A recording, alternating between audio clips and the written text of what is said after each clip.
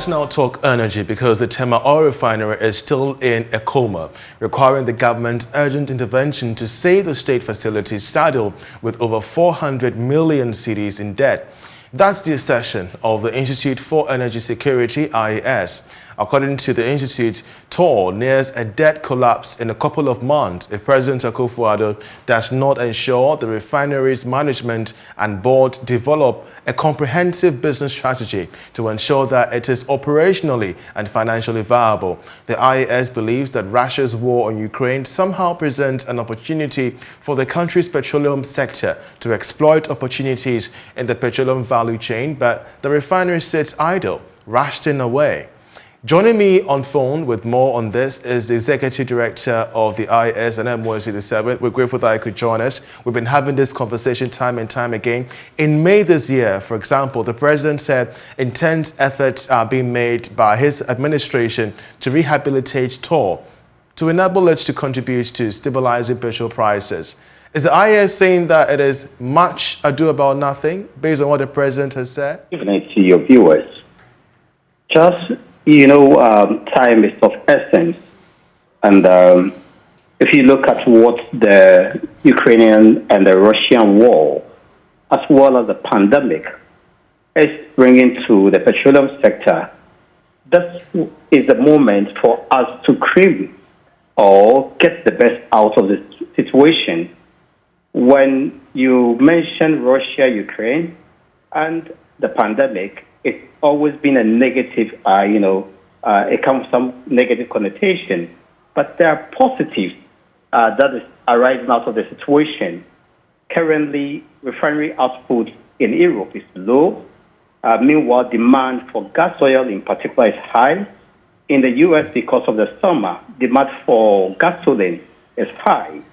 For refiners, their margins are increasing day by day. And so this is the moment that we can seize as a country to crack more of our hydrocarbons or any other that we import.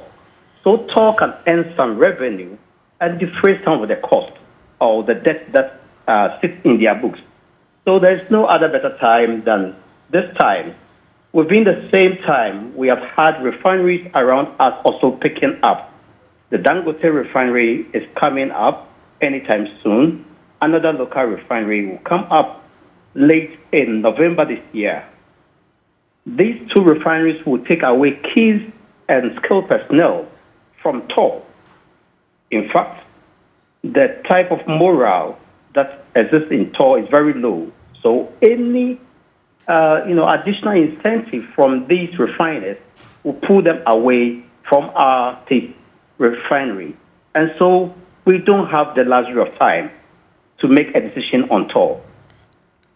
Indeed. And speaking of the luxury of time, you have given, of course, a space in which TOR will be absolutely gone. You say in a couple of months, if government does not intervene. How bad is the situation and what happens after a couple of months? Well, we all know that TOR is sitting idle. The crude distillation unit has not refined for almost a year. The RFCC for more than 3 years is sitting, and you are getting seizures at the joint, you are getting corrosions here and there. And so the earlier we bring these two plants at TOR online, the better. At the same time, investors are looking for opportunity within the downstream sector because of the increasing refinery margins. And so if any other competitor picks up, it means that you will be losing the attention of investors for your strategic institution like TOR. And so the earlier the president speaks to it and give a clear strategic direction on TOR, the better it will be for us and for investors who want to venture and partner with TOR. Well, you have also described the energy minister as clueless and failing to show leadership on a single strategic option to restore the facility.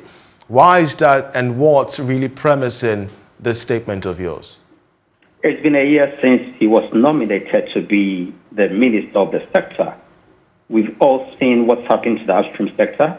For 2 years running, we've not seen any, we've just seen decline in production upstream. Downstream, we've seen Toll and Boss not living up to expectation. The president have nominated a new board and management team. It's been more than 5 months or close to 5 months. We've not seen any clear direction from them. You see, if the energy minister knows exactly what we are losing as a country, he will be the best person, and he will quickly make a statement and give a strategic direction on Toll. For instance, the gains that Toll would have made from this Ukraine-Russia war, it's waning away. Meanwhile, we are not sure you even understand what's happening to staff at Toll. That's very low morale that exists with them. Staff exiting Toll, staff medical condition worsening, and even their medical centers as we speak today, you can't get any good medication. For many years, those who retired have not received their package.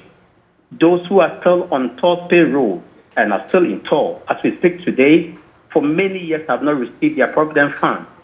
Some of these workers hedge this provident fund against their house rental accommodation. And so if it's not coming, you can imagine their psyche. You can imagine how much it affects them, their mental health, and their physical condition. And so it is not something we can toy with, particularly when we are getting competitors just around the borders of Ghana and within the country. Another refinery that's coming up, 120,000 barrels. By November, it will start work.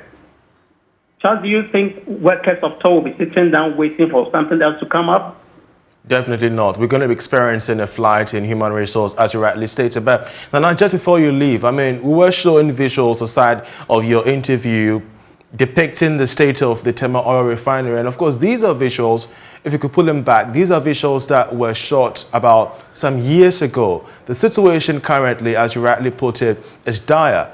And it begs the question, can we say that Toll currently is structurally, financially, and even legally not viable enough for any sense of revival? And if that is the case, should we be looking at, in the medium to long term, a new kind of Tema Oil Refinery or a Ghana Oil Refinery in that nature? Why do you want to abandon something that you have? Why do we want to go to that path that the former minister wanted to take, to scrap Toll and treat it as a storage tank while you build a new one? Toll, as it speaks today, can fire its crude distillation unit. If we bring the furnace that got exploded in January 2017 online, Toll will be doing about 45 to 50,000 barrels per day. It means that in 20 days, Toll can crack 1 million barrels.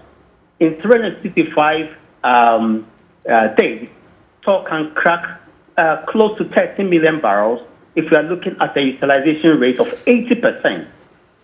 And if Toll is charging $2.5 per metric ton for cracking hydrocarbons through the CDU, you can imagine $2.5 by 13 million barrels.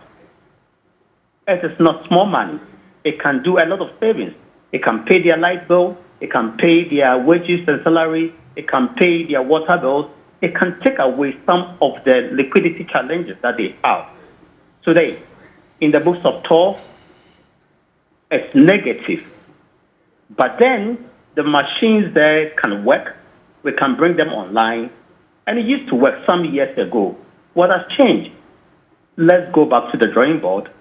Let's develop and strategize a plan that will be suitable for partners to join us so that we can bring our national assets online, so that we can build that synergy between the upstream sector and the downstream sector. And then so long as Toll sits idle and Boss is not keeping strategic fuel stock, Charles, will be seeing increases in petroleum price every month. And we continue to do so. Currently, we are having the GPLTU say that prices of transfer fares could shoot up this weekend, and we're expecting to see the implications on this on the cost of living. But we're grateful. Nana Mosi, the 7th Executive Director of the Institute for Energy Security.